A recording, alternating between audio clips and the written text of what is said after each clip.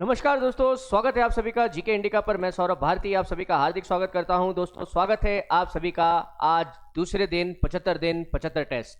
दोस्तों, आज का हमारा टॉपिक है राजस्थान का भूगोल और आज उसके 20 क्वेश्चन आपके सामने अवेलेबल है। आप जानते हैं जेल प्रेरी और कांस्टेबल बनना हमारा टारगेट है। इसके लिए हम 75 दिनों तक रोज 20-20 क्वेश्चन की प्रैक्टिस करेंगे। तो दोस्तों, लेते हैं आज का पहला सवाल।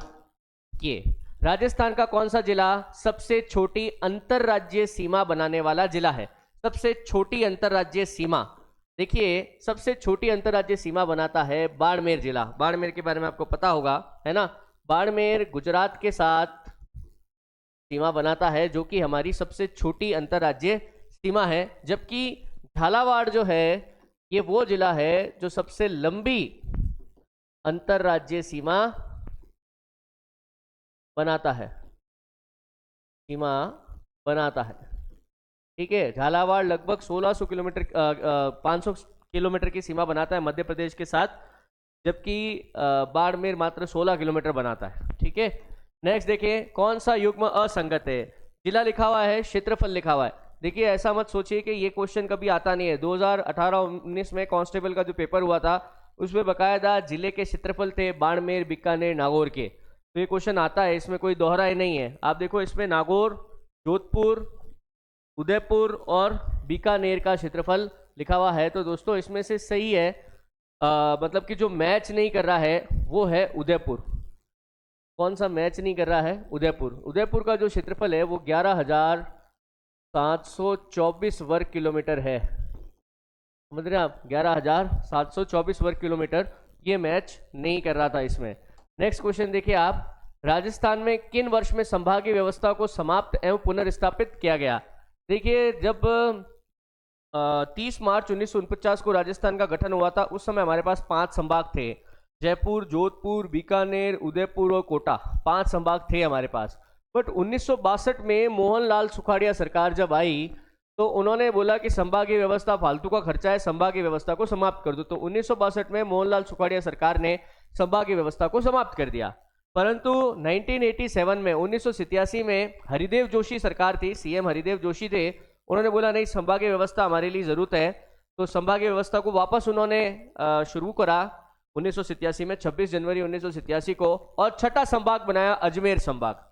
उसके बाद 2005 में नया संभाग बना भरतपुर, और फिर बाद में अभी 3 नए संभाग और बने। ठीक है, फिर देखिए, ये कह रहा है कि वायु का अपर्दन कहां पर उच्च है, मध्यम है और निम्न है, और कहां पर होता है। मतलब वायु का अपर्दन मोस्टली हमारे यहाँ पे तो हवा से ही होगा, पानी तो है नहीं। तो देखिए, सर्वाधिक तेज हवाओं के कारण चलने वाला जो अपर्दन हो रहा है वो कहाँ हो रहा है? फलोदी और जैसलमेर में हो रहा है। निम्न मतलब बहुत कम, वो होगा सीकर और अजमेर में, और मध्यम वो होगा चूरू और बीकानेर में। देखो, जहां जितना ज्यादा मरुस्थल होगा ना, वायु का अपर्दन, हवा के साथ मिट्टी एक जगह से उतनी ज्यादा दूर जाएगी। तो 2 1 3 2 1 3 हो गया हमारा कौन सा option? D option. Next question लीजिए आप, राजस्थान के अर्धशुष्क स्टेपी मैदान के संदर्भ में कौन सा कथन सही नहीं है? सही नहीं है। देखो, पहली बात तो ये कौन सा की बात कर रहा है ना, ये कौन से प्रदेश की बात कर रहा है? तो आप देखो, अरावली के सहारे अरावली के सहारे चलती है 50 सेंटीमीटर समवर्षा रेखा। इस तरफ हो जाती है ये 25 सेंटीमीटर समवर्षा रेखा। तो ये तो कौन सा है? ये है शुष्क मरुस्थली, और ये जो इसके बीच में है ये है अर्धशुष्क मरुस्थल, है ना। ये वाला अर्धशुष्क मरुस्थल है, कहाँ? 25 से 50 सेंटीमीटर के बीच में जो पड़ता है। तो ये कह रहा है यह प्रदेश संक्रमण जलवायु प्रदेश है। मतलब हाँ, संक्रमण है, क्योंकि ये देखो मरुस्थल की तरफ जा रहे हैं और इधर आ रहे हैं, तो आप अरावली पर्वतमाला की तरफ जा रहे हो, तो मरुस्थल और अरावली के बीच में अर्धशुष्क मरुस्थलीय प्रदेश है। 25 सेंटीमीटर समवर्षा रेखा इसको शुष्क रेतीले भाग से अलग करती है। सही बात है, करती है। घग्गर का मैदानी भाग इसके अंतर्गत आता है। सही बात है, ये भी घग्गर का मैदानी भाग आता है इसके अंतर्गत। यहाँ पे आप जाओगे, घग्गर का मैदान है, यहाँ शेखावाटी प्रदेश है, नागौरी उच्च भूमि है, और फिर लोनी का मैदान है। सही बात है। इस प्रदेश में अस्थायी प्लाया झीलें पाई जाती है। नहीं, देखो प्लाया झीलें है ना, ये मरुस्थली की विशेषता है। प्लाया झीलें यहाँ नहीं है, यहाँ पे खारे पानी की झीलें। इस क्षेत्र में खारे पानी की झीलें, प्लाया झीलें बालू का स्तूपों के मध्य बनती है और बालू का स्तूप शुष्क मरुस्थली में मिलते हैं, इसलिए इसका आंसर होगा ये डी। फिर देखिए राज्य के दक्षिण एवं पूर्वी जिलों में वर्षा ऋतु के दौरान वर्षण की तुलना में वाष्पन या वाष्पोत्सर्जन की दर कम होती है। ठीक है, राजस्थान में संभावित वाष्पन और वाष्पोत्सर्जन की वार्षिक दर सर्वाधिक जैसलमेर में। सही बात है। देखो क्या है, वाष्पोत्सर्जन उस जगह पर ज्यादा होगा जहां पर तापमान अधिक होगा। तो आप देखो राजस्थान का दक्षिणी भाग डूंगरपुर, बांसवाड़ा, प्रतापगढ़ और राजस्थान का सबसे पूर्वी भाग धौलपुर, भरतपुर वगैरह जो है ना, तो ये कह रहा है कि राजस्थान के दक्षिणी और पूर्वी जिलों में वाष्पोत्सर्जन की दर कम होती है। हाँ तो सही बात है ना, वाष्पोत्सर्जन की दर तो कम ही होगी क्योंकि एक तो गर्मी भी नहीं है, प्लस ये जगह पानी वाले हैं, जमीन पानी जो है ना वो आराम से सोख सकती है ना। जबकि इधर देखो आप पानी में इधर पश्चिमी राजस्थान हो गया ना, ये जैसलमेर वगैरह, जैसलमेर में गर्मी ज्यादा है, पानी का वाष्पीकरण बहुत तेजी से होगा। तो ये कहना चाह रहा है कथन 1 और कथन 2 दोनों सही है। कथन 1 और कथन 2 दोनों सही है। राजस्थान के दक्षिण में और राजस्थान के पूर्व में अत्यधिक गर्मी के कारण वाष्पीकरण बहुत तेजी से होगा, समझ रहे हैं आप। और सबसे अधिक दर कहाँ होगी, जैसलमेर में होगी। उल्टा बोल दिया मैंने, राजस्थान के दक्षिण में और राजस्थान के पूर्व में वाष्पन की दर कम होगी क्योंकि तापमान कम है, जबकि हमारे जैसलमेर में तापमान अधिक है, वाष्पीकरण तेजी से होगा। ये इसका सही आंसर है। सेंद्रा ग्रेनाइट, देखो ये सेंट्रा लिख दिया इसने, कोई नहीं, ये एक्चुअली है सेंदड़ा। सेंदड़ा जगह एक पाली की तरफ है, सेंदड़ा ग्रेनाइट। इनको भू विरासत स्थल में शामिल किया गया है। ऐसी और भी बहुत सारी जगह, जैसे ये रामगढ़ क्रेटर लेक है 12 जिले में, उसको भी भू विरासत स्थल में शामिल किया गया है। तो सेंदड़ा ग्रेनाइट की जो चट्टानें हैं, ये प्राचीन चट्टानें आपको कहाँ मिलेंगी, पाली जिले में मिलेंगी, तो इसको आप ध्यान रखना, सेंदड़ा है शब्द। निम्न में से कौन सा कथन सत्य है। पीडमांट का मैदान राजस्थान के पूर्वी मैदानी भाग के अंतर्गत आता है, ठीक है। ऊपरमाल का पठारी भाग अरावली श्रेणी में विद्यमान है, ठीक है। आरावाल पहाड़िया कोटा जिले में विस्तृत है और विंध्यन कगार भूमि पीहड़ युक्त कटाफटा भूभाग है।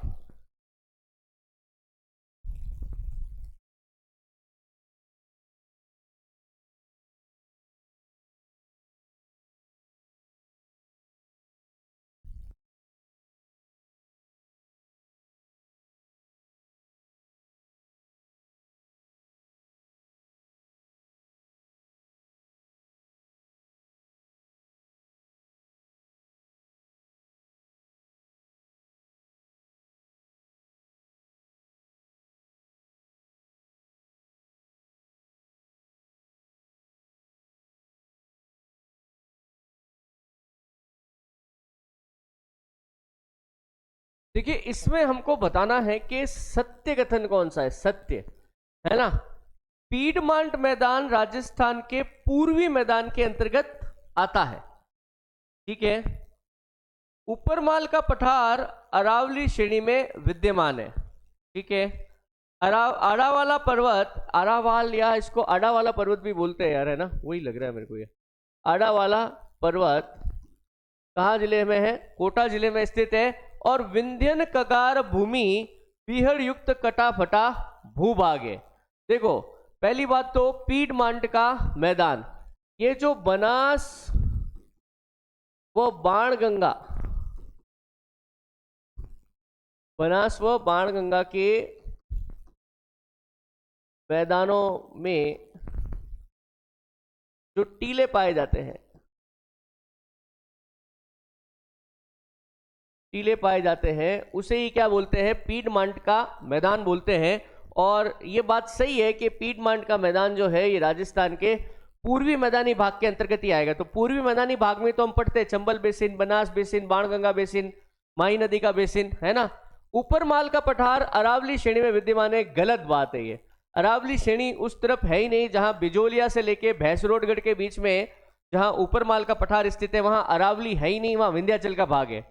फिर आरावाला पहाड़ियां कोटा जिले में स्थित, देखो आरावाला ठीक है इसने लिख दिया, बाकी ये आडावाला है, आडावाला लोकल लैंग्वेज में आडावाला पर्वत बोलते हैं, बट आडावाला पर्वत यहाँ नहीं है, बूंदी में है। कोटा जिले में है मुकुंदरा की पहाड़ियां। मुकुंदरा की पहाड़ियां कहाँ पर है? कोटा में। तो ये भी ऑप्शन गलत हो गया। विंध्यन कगार भूमि बीहड़ युक्त कटाफटा भूभाग है, नहीं। कगार का मतलब होता है किनारा। विंध्याचल के जो अंतिम किनारे हैं जो पहाड़ के रूप में है उसको बोलते हैं विंध्यन कगार भूमि। बीहड़ युक्त नहीं है वो, है ना, वो अलग चीज है। ये विंध्यन कगार भूमि जो है वो विंध्याचल के अंतिम किनारे हैं। ये बीहड़ वगैरह है दक्कन लावा पठार में आते हैं, डेक्कन प्लेटू के अंदर आते हैं। ये भी ऑप्शन गलत है, तो इसका सही आंसर था ए। फिर देखो आपको एक मैप दिया हुआ है और इसमें कह रहा है टिवारथा के अनुसार राजस्थान का जो जलवायु प्रदेश है आप उसको बताइए। अब देखो टिवारथा ने क्या किया था, जो राजस्थान के जलवायु प्रदेश का विभाजन किया तो उसने किया कुछ ऐसे, ठीक है। तो टिवारथा ने जो बोला है वो बोला है BWH BSH TAW और AW, है ना। 1 2 3 4 1 2 3 4 करना है ना। एक है तो BWH है, 2 BSH है, 3 AW होना चाहिए, तो 3 AW होना चाहिए, ये है। फिर चौथा ये D आंसर है, फिर ये वाला आंसर है, ये है ना। देखो हो गया ना।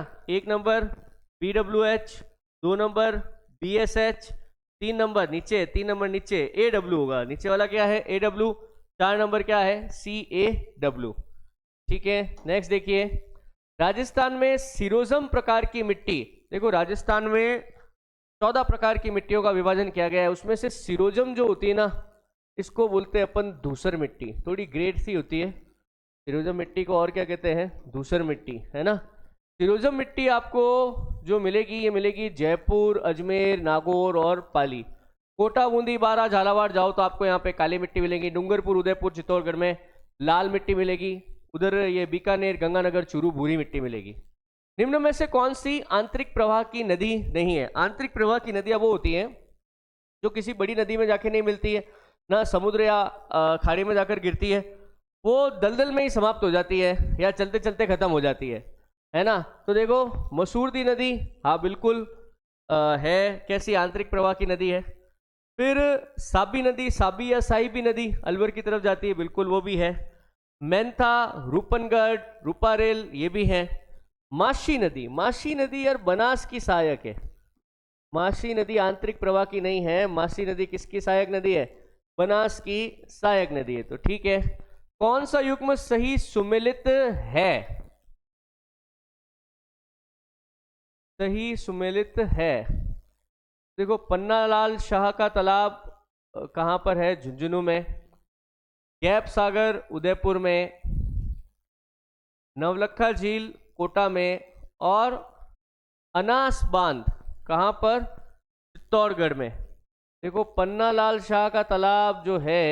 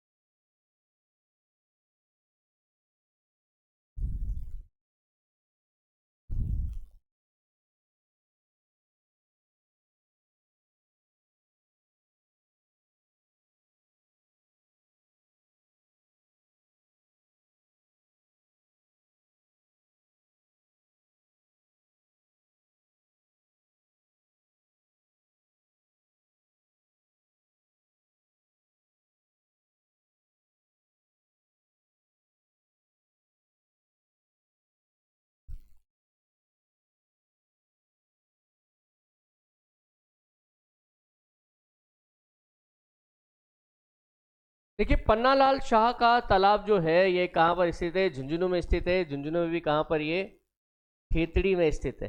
कहाँ पर? खेतड़ी में।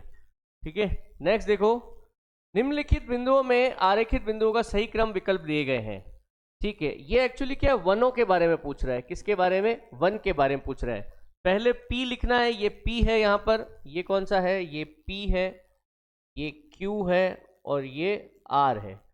ये कह रहा है देखो P वाला जो स्थान है यहाँ पर कैसे वन पाए जाते हैं कि साहब यहाँ P वाला जो स्थान है, ये माउंट आबू वाला क्षेत्र है ना, तो यहाँ पे उष्णकटिबंधीय सदाबहार वन पाए जाते हैं। ठीक है, फिर ये Q, ये बांसवाड़ा डूंगरपुर वाला इलाका है, एकमात्र जगह राजस्थान की जहाँ पे सागवान वन पाए जाते हैं, तो यहाँ पे शुष्क सागवान वन पाए जाते हैं। और फिर ये आर, यहाँ पर ये जयपुर और सवाई माधोपुर वगैरह, तो यहाँ पर मिश्रित पतझड़ वन पाए जाते हैं। तो इसका सही आंसर क्या हो जाएगा? सी हो जाएगा। कुछ नहीं है, देख के बताना था आपको, चित्र के हिसाब से, कोई बड़ी बात नहीं है इसमें। फिर देखिए, निम्न में से किन जिलों एवं जलवायु प्रदेशों का एक युग्म असंगत है? ये कह रहा है उत्तरी जालोर अर्धशुष्क, ठीक है, अजमेर में उपाद्र, ठीक है, ये भी राजसमंद में आर्द्र कह सकते हैं, चित्तौड़ में अति आर्द्र। चित्तौड़ में अति आर्द्र नहीं है भाई, चित्तौड़ में आर्द्र जलवायु हो जाएगी। अति आर्द्र वाले जो हमारे जिले हैं, है ना, या तो दक्षिण में जाओ बांसवाड़ा डूंगरपुर, है ना, उधर आप जाओ तो झालावाड़, ये हमारे अति आर्द्र है, या फिर माउंट आबू। चित्तौड़गढ़ अति आर्द्र में नहीं आता है। फिर देखिए कौन सा युग्म सुमेलित नहीं है? अरावली वृक्षारोपण योजना, ये 1992 में शुरू हुई थी, सही बात है, और 2000 तक चली थी। वानिकी विकास कार्यक्रम 2002 में, नहीं, वानिकी विकास कार्यक्रम शुरू हुआ था 1995 में, तो ये मैच नहीं कर रहा है आपके, वानिकी विकास कार्यक्रम मैच नहीं कर रहा है। राजस्थान वानिकी जैव विविधता योजना 2003-4 सही है। मरुप्रसार रोकथाम कार्यक्रम 1999-2000 ये भी ठीक है, ये सही नहीं है। नेक्स्ट देखिए, राजस्थान का कौन सा अभ्यारण्य चीतल की मातृभूमि कहलाता है? तो सीता माता अभ्यारण्य जो प्रतापगढ़ और चित्तौड़गढ़ में फैला हुआ है, चीतल की मातृभूमि कहलाता है। राजस्थान में सर्वाधिक वनस्पति विविधता वाला अगर कोई जगह है, सर्वाधिक जैव विविधता वाली जगह भी, वो कौन सी है? सीता माता अभ्यारण्य है। हिमालय के बाद जो सबसे ज्यादा जड़ी बूटियां मिलती है वो सीता माता में ही मिलती है। कौन से जिले की जनसंख्या वृद्धि दर न्यूनतम रही है? जनसंख्या वृद्धि दर न्यूनतम रही है यार श्री गंगानगर की। गंगानगर, झुंझुनू, पाली, ये 3 जिले हैं जिनकी जनसंख्या दर सबसे कम बढ़ी है। 2001 से 2011 के बीच में सबसे कम जनसंख्या किसकी बढ़ी? गंगानगर, उसके बाद सेकंड झुंझुनू, थर्ड नंबर है पाली। और सबसे तेजी से किसकी बढ़ी? तो इसका आंसर है बाड़मेर, जैसलमेर और जोधपुर, तेजी से जनसंख्या बढ़ने वाले। नेक्स्ट देखो, न्यूनतम ग्रामीण जनसंख्या वाले जिलों का सही विकल्प कौन सा है? तो न्यूनतम ग्रामीण जनसंख्या देखो, जैसलमेर, कोटा और प्रतापगढ़। वैसे क्या है, इनकी जनसंख्या भी कम है, और कोटा में तो क्या है, एक सर्वाधिक शहरी जनसंख्या है, तो ग्रामीण जनसंख्या अपने आप कम हो जाती है। फिर देखो कौन सा युग्म सही सुमेलित है? पन्ना कालागुमान सही है, पन्ना कालागुमान यही मिल गया अपन को। पहली बार अपने यहाँ पे कालागुमान राजसमंद में है, वहीं पर पहली बार सबसे पहले पन्ना मिला था। रॉक फास्फेट की तो प्रसिद्ध खदान है झामर कोटड़ा उदयपुर जो है वो रॉक फास्फेट की प्रसिद्ध खदान है, ठीक है। इसके अलावा बेरिलियम जो है ये जयपुर, अजमेर यहाँ पे मिलता है। ये रोहिल सीकर के अंदर, तो रोहिल सीकर में यूरेनियम के भंडार मिले हैं, समझ रहे हैं आप, ठीक है। अबरक, बीदर, बीकानेर नहीं, अबरक के लिए तो आपको अजमेर, भीलवाड़ा यहाँ पर जाना पड़ेगा, ये सही नहीं है, तो पन्ना सही था अपना। नर्मदा नहर परियोजना द्वारा किन 2 जिलों को पेयजल आपूर्ति होती है? गुजरात के सरदार सरोवर बांध से नर्मदा नहर निकाली गई है, तो हमारे यहाँ पर जालोर और बाड़मेर जिले को पेयजल सप्लाई कर रही है। और ये राज्य की पहली ऐसी परियोजना है जिससे अगर कनेक्शन लेना है तो आपके खेत में, है ना, वो बूंद बूंद सिंचाई पद्धति होना अनिवार्य है, ड्रिप इरिगेशन होना अनिवार्य है, उसके बिना आपको इससे कनेक्शन नहीं मिलेगा, ठीक है। तो दोस्तों ये हमारे आज के 20 क्वेश्चन थे। उम्मीद करता हूँ आपको क्वेश्चन पसंद आए होंगे। दोस्तों कांस्टेबल, जेल प्रेरी के आप पुराने पेपर देख लीजिए, जीके का लेवल बहुत अच्छा रहता है। अगर किसी को लग रहा है कि क्वेश्चन बहुत भारी है वगैरह, ऐसा कुछ नहीं है। आपको अपनी तैयारी का स्तर बढ़ाना पड़ेगा, एग्जाम से एक कदम आगे रहना पड़ेगा। नहीं तो हमेशा यही होता है जब आप एग्जाम देने जाते हो, कह रहे यार ये क्वेश्चन कहाँ से पूछ लिया, ये क्वेश्चन कहाँ से पूछ लिया, ऐसा नहीं होना चाहिए। क्वेश्चन सब आपके सिलेबस में से ही पूछे गए हैं, आपको अपनी तैयारी को अपग्रेड करने की जरूरत है, तो तैयारी को अपग्रेड कीजिए। 75 दिन तक हमारे साथ जुड़े रहिए। 75 दिन में मैं आपको इतना तैयार कर दूंगा कि जीके में आप नंबर नहीं कटाओगे, ये मेरा वादा है। अभी आगे आप जितने भी जीके के क्वेश्चन समझते हैं, जिसमें computer, static GK, current affairs में, सारे आप लोगों के लिए लेके आऊँगा। आप चैनल को सब्सक्राइब कर दीजिए। टेस्ट को देना चाहते हैं तो जीके इंडी का आप ऐप डाउनलोड करिए और वहाँ पे जाके इस टेस्ट को आप दे सकते हैं। तो दोस्तों आज के लिए इतना ही, धन्यवाद। जय हिंद, जय भारत।